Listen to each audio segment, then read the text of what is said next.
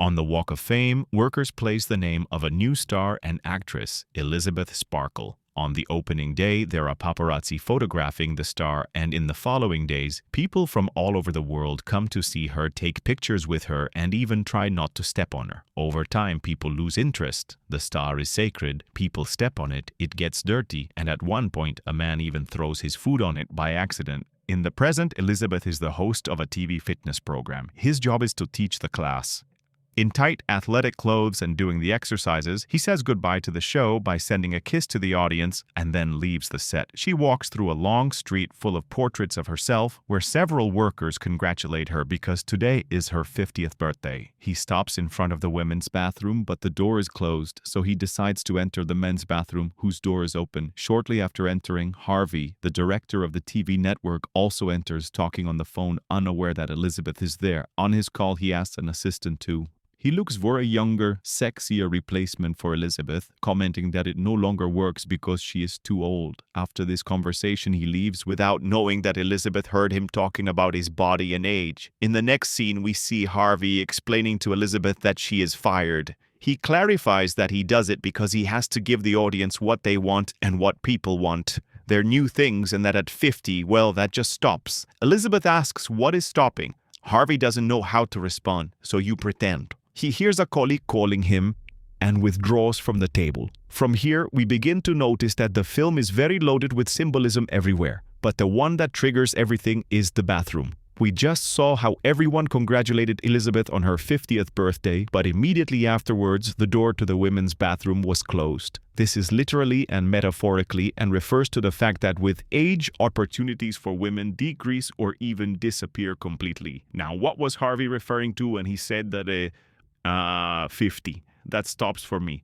What he was referring to is the attractiveness, beauty, and youth that in our society, and in the case of women especially, those attributes are sadly equal to the value of women. That's why he mentions that it's what the public asks for with the public. It doesn't just refer to those who watch the show, it speaks on behalf of society. It's as if Harvey is seeing Elizabeth as an object that has expired and has to be discarded, because now that she has lost what gave her value, it's no longer useful, it's no longer what the public wants. The irony here is that Harvey is a slightly bigger man than Elizabeth, but the door to the men's room is still open, which clearly tells us how society treats maturity in men in a very different way. Whereas maturity in men is seen as something positive, in women it is seen as something that detracts from value and the sexilia of society. The dangerous thing is that many women grow up and internalize this, as we are about to see Elizabeth handles. He returns home. On the way, he gets distracted by seeing a poster with his face being torn off. Immediately afterwards, a car hits his vehicle. Luckily, the doctor at the hospital informs him that he is okay and then pulls away. Elizabeth bursts into tears, but before she can get up, a nurse stops her. The boy is young, quite handsome, and has a big red mark on his hand. He examines her quickly, gives her his coat, and Elizabeth leaves.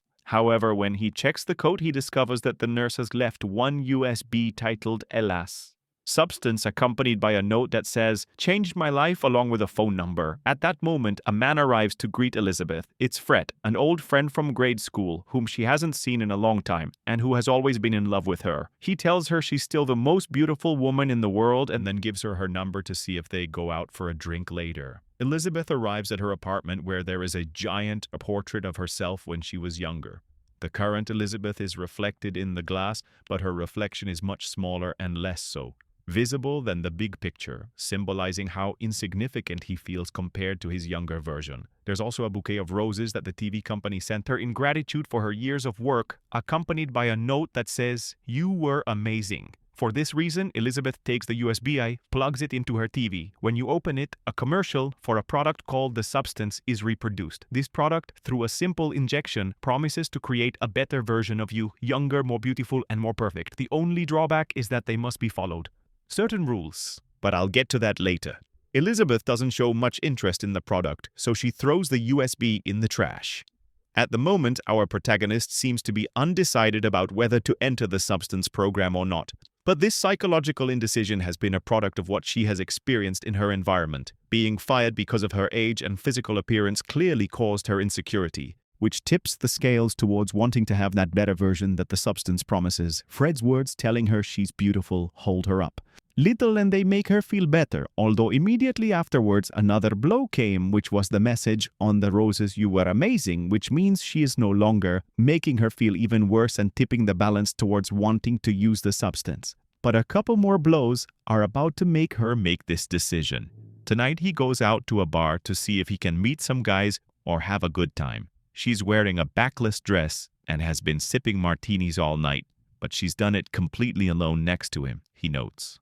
A man wooing a young woman, which leads her to keep drinking. This other blow causes that when he gets home, he retrieves the USB from the trash and decides to call the number that appears on the note to sort the substance. On the other end of the phone, they dictate a number, an address, and then hang up.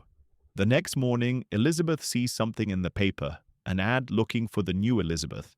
The only mandatory requirement is to be beautiful and between 18 and 30 years old.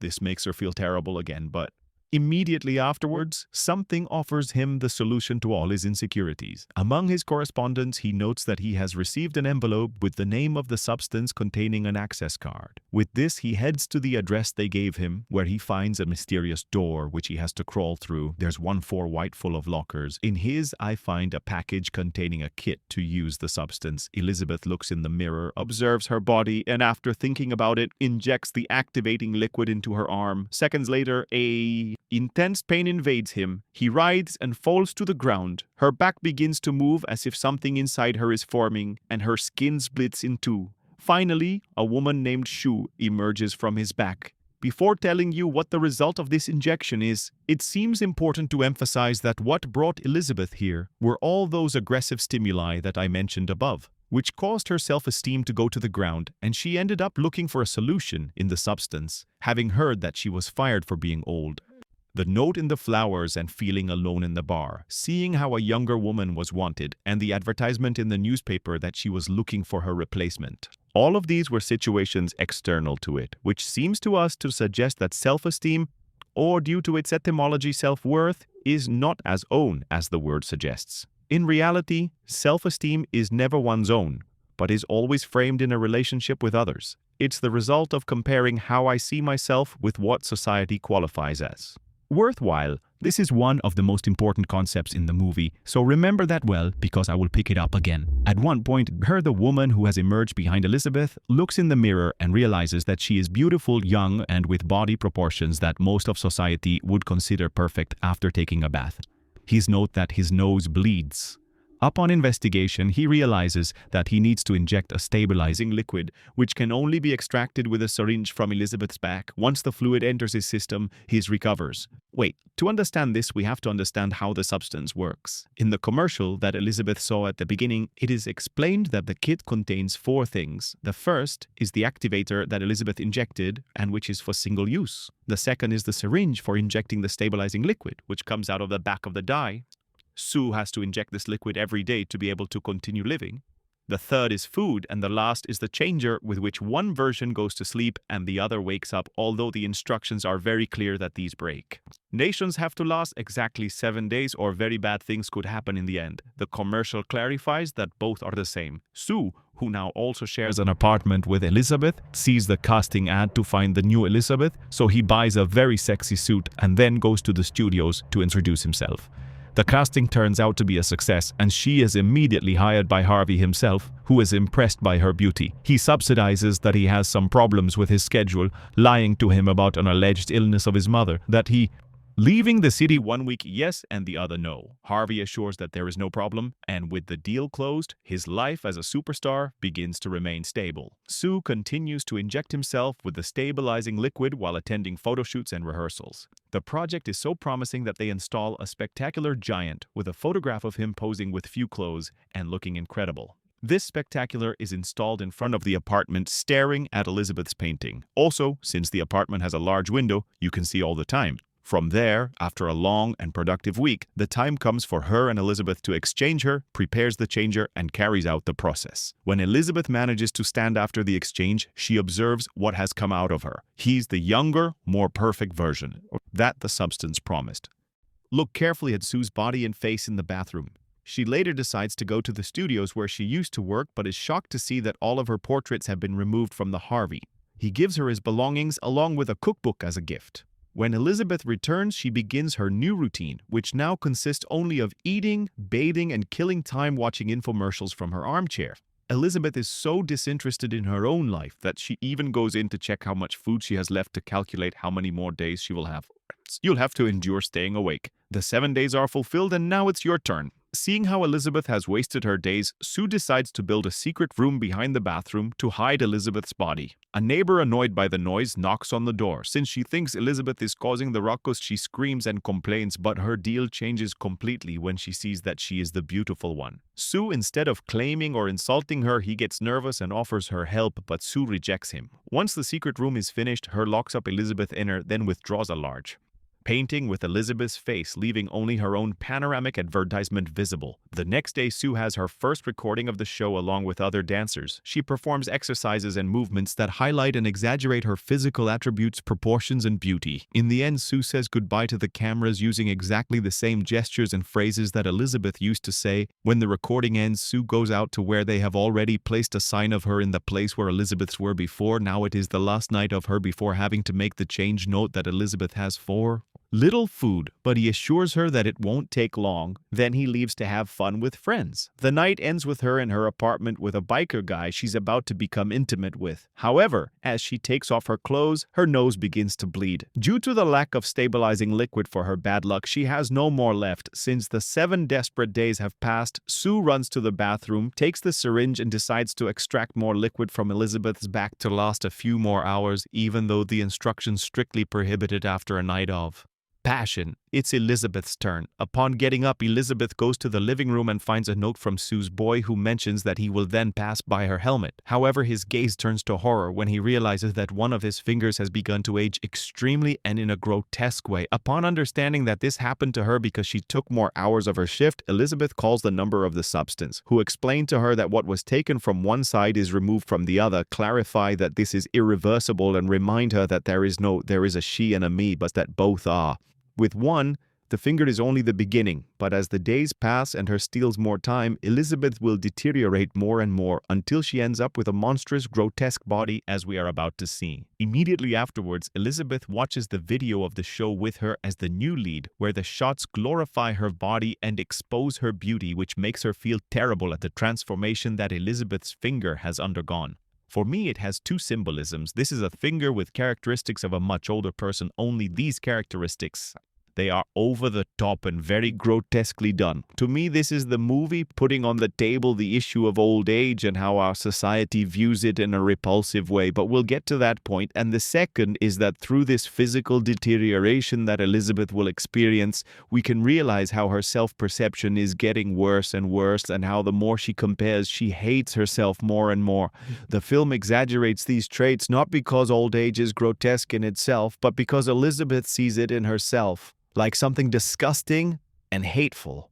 After this scare, he walks to the warehouse to collect the refill of the substance. This time it comes out completely covered, glasses, coat, and gloves. It's a very big contrast compared to how she was shown at the beginning of the film wearing revealing clothing during the show, or the backless dress in the bar, which also gives us an idea of how her insecurity grows each time. After picking up the package, Elizabeth goes to a cafe where something surprising happens. A very old man with blue eyes sitting in front of her. He says it feels eternal, don't you think? 7 days. Elizabeth observes him carefully and notices that the man has a scar on his back and the same stain that the nurse had, revealing that this was always another client of the substance program. Elizabeth is horrified, but before she can run, the old man exclaims, "It's getting harder and harder to remember that you still deserve to exist, that this part of you is still worth something, that you still matter." Frightened, Elizabeth runs back to her apartment, but accidentally bumps into it. Pico della Moto, with whom your privacy, the annoying one, treats her with absolute contempt before leaving. The scene we just saw of the old man seems very symbolic to me, since he is not a woman whose worth is tied to her beauty. But despite this, he also says that sometimes it is difficult to remember that it deserves to exist in the society in which we live, which usually measures the value of people based on their productive capacity. As individuals age, they are considered increasingly irrelevant both in the workplace and in culture.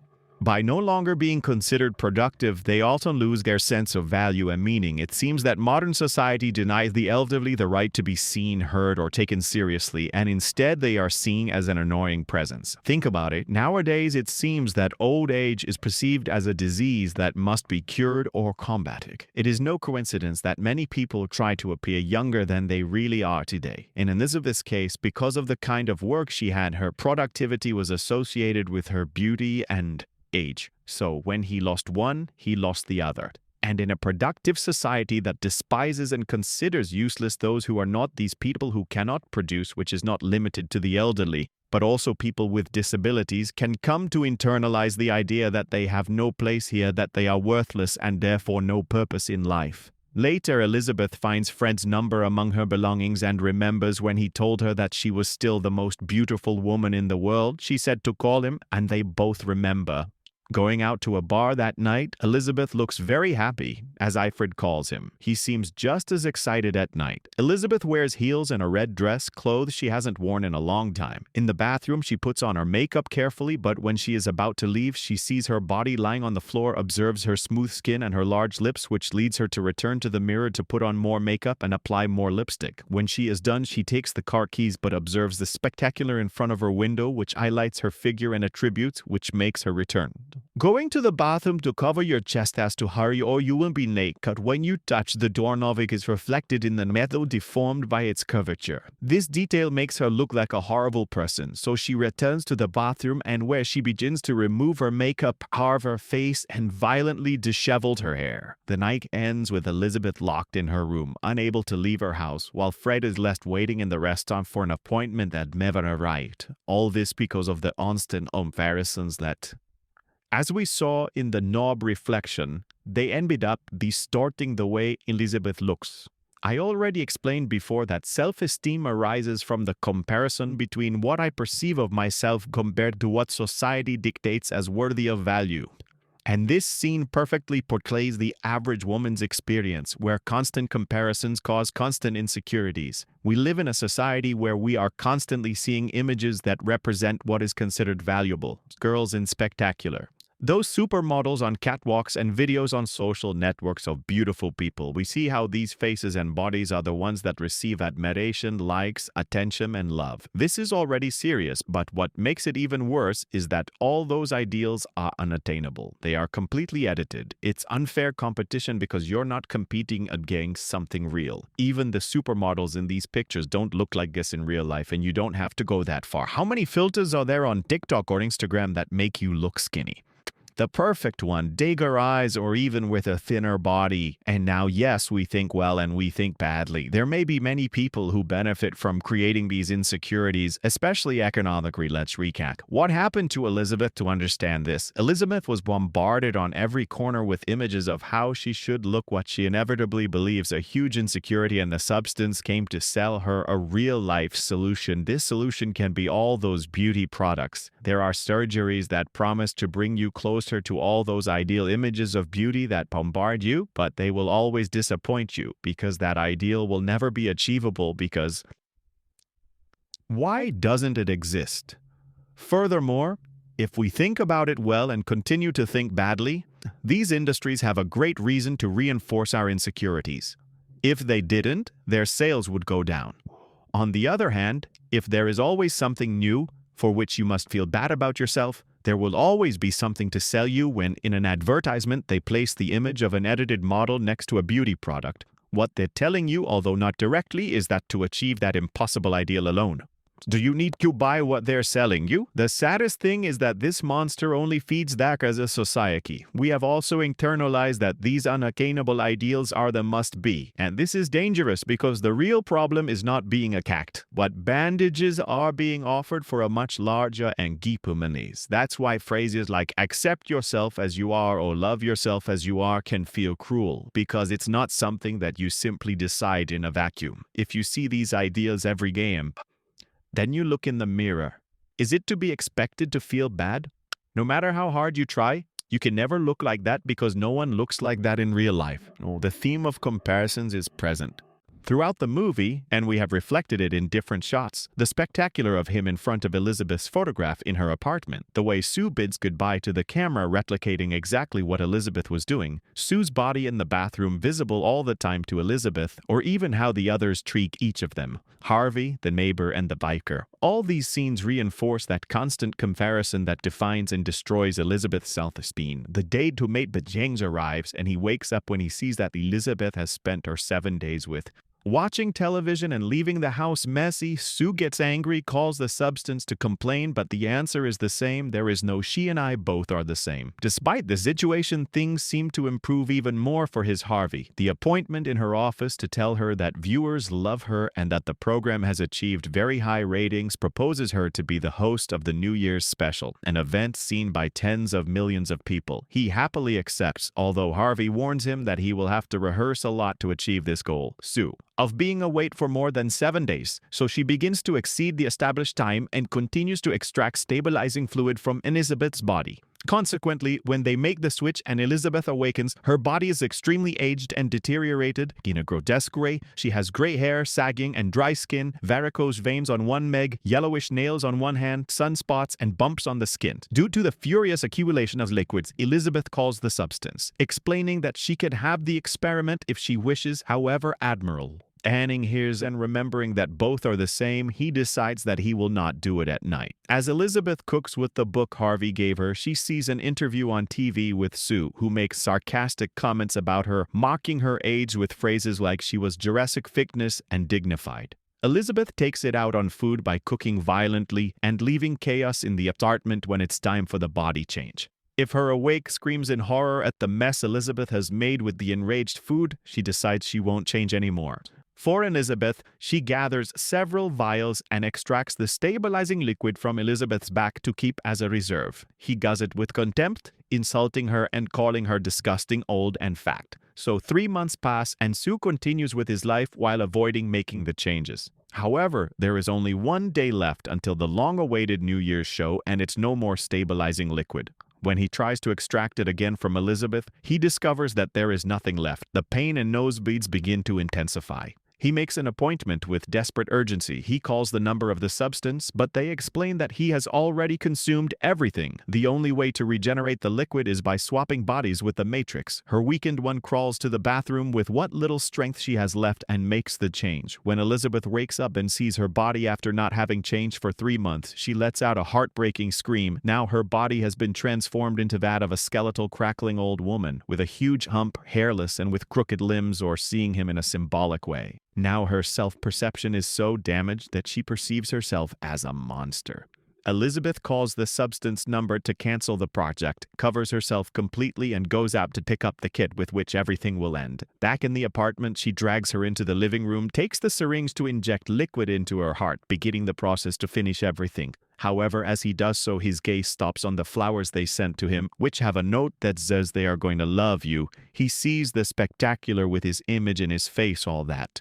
This makes Elizabeth repent and remove the syringe from her. As he tries to revive her, he tells her, I need you because I hate myself," he continues with a broken voice. "You have to come back because you're the only part of me that deserves to be loved." That one part that deserves love that Elizabeth refers to is her young part, when she used to be young, represented all this time by her. Let's remember that the protagonist's entire identity is associated with this. She does not have children, a partner, and not many friends either. That young part was the one. All his life he received love, applause, and attention. That's why he doesn't want to eliminate his, because he doesn't want to let that part go. For this reason, he takes the changer and sticks the needle directly into his heart. With this, he manages to revive her. But something unexpected happens for the first time. They are both awake at the same time. For a moment, they both look shocked. However, she soon realizes that Elizabeth tried to murder her and begins to brutally beat her. Elizabeth fights for her life, but she wins the fight before delivering the final blow. And break his face. Both are reflected in a mirror. The image of the two together seems to stop Sue for a moment, but then he resumes his attack and shatters Elizabeth as he kicks her to the ground. Flashes come to her head with the motto of the substance, "Remember the 201," which makes her stop, although it is already too late because Elizabeth has lost her life. I think the fight we just saw can be interpreted as the constant struggle of young people against the idea of getting old. I explain, throughout the movie there have been many shots in using his sensuality and youth as a kind of youth cult. And these shots are not by chance. Today the cult of youth is more present than ever. There's a tendency to value the young and despise the old. But this cult of youth hides a paradox. Those who practice and praise it have less and less right to claim it every day. To live by putting the elderly aside, being afraid of old age and despising the place of older people is to shoot yourself in the foot, since everything without exception sooner or later we will be in that place. Besides, it is. This fight is a statement that Elizabeth's part, which is only perceived as valuable when she was young, has won. Sadly, he has not managed to find anything worthy of value in this new stage of his life, and that is why he has let his blood cleaned and headed to the set to prepare for the big show that night. Harry receives her praising her for how beautiful she looks in her blue dress, but her begins to feel very bad. She goes to the bathroom, and when she looks in the mirror, she discovers to her horror that her teeth have begun to fall out. He knows he has to act fast because he's about to go on air. He decides to return to the apartment too.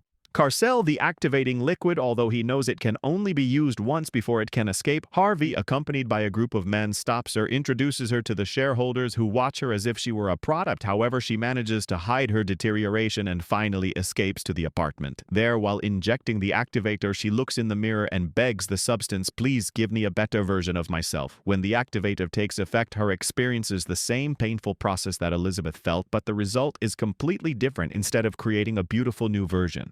As a completely deformed monster emerges, it has teeth, hair, and eyes all over its body, and barely looks human on its back. Elizabeth's face is glued to it. This being receives the name Elizazu Monster. Still, the monster puts on the blue dress, earrings, and cuts out the face from one of Elizabeth's photographs to use as a mask covering her deformed face. Elizazu heads to the set where the broadcast of the New Year's show has already started. I want us to notice how in this show there are viewers of all ages included. Little girls, but among the people giving the show are naked women or women with very provocative clothes. Reading comments from the podcast we did about this film, I saw one by Naomi Jimenez about this moment that I thought was very accurate. The fact that there are little girls watching this may be a way of representing how exposed women are, from small to objectification and to following that ideal of unattainable beauty. The monster Eliza walks from the back to the front of the stage. At first, viewers suspect something is wrong, but when the mask of he is horrified, it is revealed that the first to scream is a woman who points to Elizazu and exclaims, "He is a monster." The rest of the spectators start screaming in horror and asking for someone to tell him to stop. Elizazu tries to calm them down by saying, "It's still me, I'm Elizabeth, I'm Sue," but no one is willing to listen. Instead, people start beating her up as Elizazu screams, "Mercy," screaming, "It's me, I'm still the same." With these words, it seems to me that Elizabeth has reached an acceptance and integration of herself. Before, she only clung to her, that is, to her young part, to her past, and the part that would deserve love. But through her words we can understand that she has accepted that Elizabeth is her, but she is also her present, the Elizabeth of 50 years. Now his way of understanding has changed. He has understood that his worth is not only determined by what he was, but that he now has many new possibilities to do, and that he still has a lot to contribute by saying, "I am still me." It also means that even though your body changes, deep down, you are the same person worthy of love and affection. It all ends when a man hits his head with a heavy object, causing Elizazu to bathe everyone present in blood, in a way giving them back that violence he received all this time. As he dies, his mind is flooded with the hurtful phrases he heard all this time. The remains of the Blue Liz manage to get out into the street, but now only the face of the original Elizabeth remains. It slowly crawls across the floor, leaving a trail of blood and decay, until he reached the star on the Walk of Fame. There, in one last moment of agony, Elizabeth's face stops on the star and begins to slowly disintegrate, disappearing entirely. This story is fiction, but the same actress who plays Elizabeth, Demi Moore, is living proof of everything we just analyzed. Currently in 2025, she is 62 years old and has probably experienced something similar to what Elizabeth experienced, a youth in which she was acclaimed for her beauty and in which she performed young girl roles. However, as younger actresses emerged and she began to age, she stopped fitting the beauty standard. Her popularity waned and began to make us forget, perhaps, how Elizabeth also experienced a crisis in which she was not sure if she still had anything more to offer beyond the standard of beauty that she no longer met. But in a poetic twist, at 62, he gave the world one of the best performances of his entire career. It was that of this movie. It's not worth holding on to what was. Every stage of life must be lived in the present. Yes, the past is part of us, but it's not the only part. Each stage of life offers us a new configuration of possibilities. She may no longer be able to play young girl Rose, but she will be able to embody many other roles, perhaps even more satisfying. But these new possibilities will only come if we let go of the past and stay open to them. And to close this video, I would like to remind you that although the car esteem depends on comparing yourself to external mandates. That doesn't mean we can't do anything to change it. Maybe question these ideas if these mandates imposed by others allow us to find some peace. Asking ourselves, is it really a fair comparison? Do I really need to be like this to be worthy of love? Do I really need to achieve that image to be valuable or valuable? These questions can help us realize that these prejudices are unfounded. We do not need to meet these ideals to be people deserving of affection and love, because a person is much more than their face, much more than their physical appearance, and much more than their productivity. So, in case you forgot, or if someone has made you forget, I want to remind you that you are worth much more than any image. Beauty is actually something unique, something different, something that is yours, not something that should be imposed. Celebrate your achievements, your voice, your ideas, and above all, be kind to yourself. Why resist? Start by looking at yourself with compassion even, and perhaps even more so when the world doesn't do it for you, who made it to the end. Thank you very much for watching the full video. I want to thank you also for all your support and remind you that if you have not subscribed to my channel, do so at this moment. The truth is you would support me a lot, and that way you also make sure you don't miss any of my videos. Without further ado, you and I will see you in the next video.